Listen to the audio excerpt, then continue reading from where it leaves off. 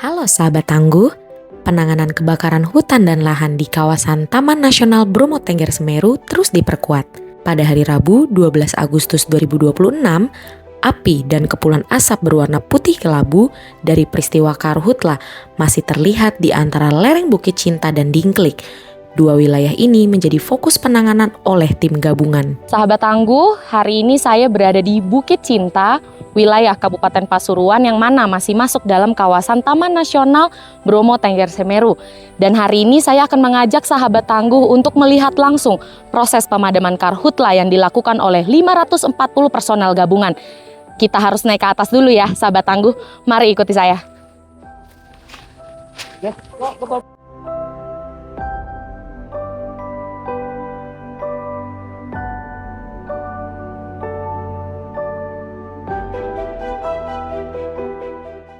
Di Bukit Cinta ini, tim gabungan harus melakukan pemadaman dengan ekstra hati-hati.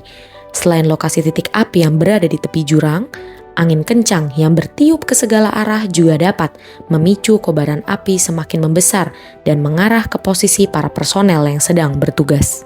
Sahabat tangguh, bisa dilihat di belakang saya bahwa saat ini personel gabungan sedang melakukan pemadaman menggunakan selang air. Dan sahabat tangguh bisa lihat sendiri bahwa saat ini asap dan juga angin kencang masih juga menjadi salah satu kendala dalam proses pemadaman yang saat ini masih dilakukan oleh personel gabungan.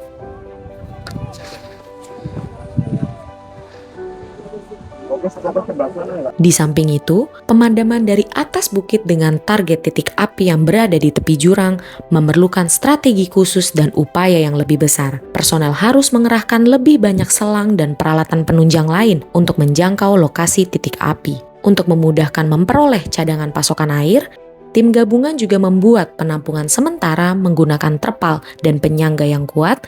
Sumber airnya diambil menggunakan truk tangki dari berbagai titik. Sahabat tangguh, bisa dilihat di sebelah kanan kiri saya, di sini adalah kawasan vegetasi yang sudah berhasil dipadamkan oleh tim gabungan yang sebelumnya terbakar. Di sini ada kawasan terkait dengan semak belukar dan juga rumputan maupun ilalang.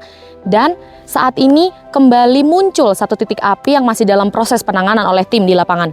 Mari kita lihat bagaimana proses penanganannya.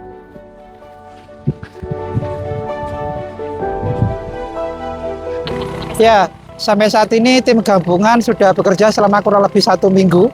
Tantangan yang kami hadapi ini adalah yang pertama terkait dengan cuaca. Yang pertama, setiap terjadi angin yang cukup kencang itu menyebabkan titik api menjadi lebih besar. Kemudian yang kedua terkait dengan pengambilan sumber air. Jadi kalau kita melihat saat ini kita berada, titik yang di belakang saya ini tadi pagi sudah kami padamkan. Kemudian kami tinggalkan untuk mencari titik pemadaman yang lain, hanya ternyata karena tingginya kencangnya angin menyebabkan titik api tersebut menjadi kembali membara.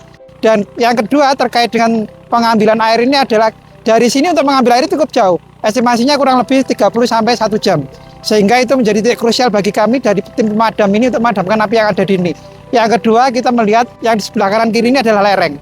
Sehingga kita tidak bisa menjangkau seluruh titik api, kita menggunakan untuk jalan kaki ke arah sana itu cukup sulit, sehingga kita masih membutuhkan bantuan-bantuan seperti waterbombing seperti itu. Untuk menjangkau lokasi dengan akses minim, BPBD Provinsi Jawa Timur juga mengerahkan kendaraan taktis pemadam kebakaran bernama Komodo. Kendaraan khusus ini memang dirancang untuk dapat menjangkau titik-titik tertentu dengan kondisi medan yang sempit, terjal, namun tetap memiliki performa yang dapat menunjang pekerjaan tim gabungan di lapangan.